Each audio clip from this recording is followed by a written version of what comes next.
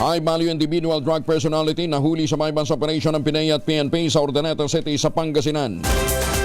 Masantos siya kabasan ni Chikamin, Freddy Pajardo, Aris 38. Freddy.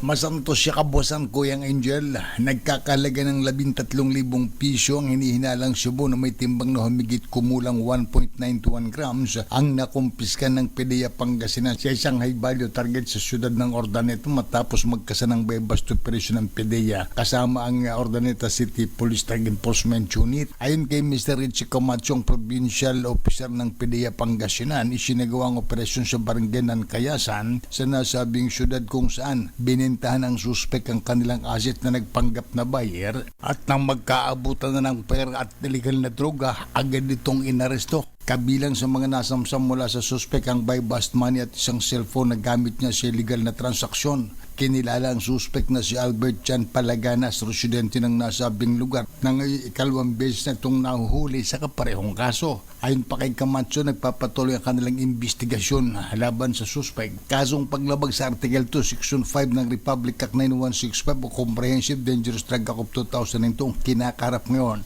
ng suspek. Ito si Freddy Pajardo, RH30, tag-uulat para sa DCRH, una sa Pilipinas, una sa Pilipinas. Maraming salamat, Freddy.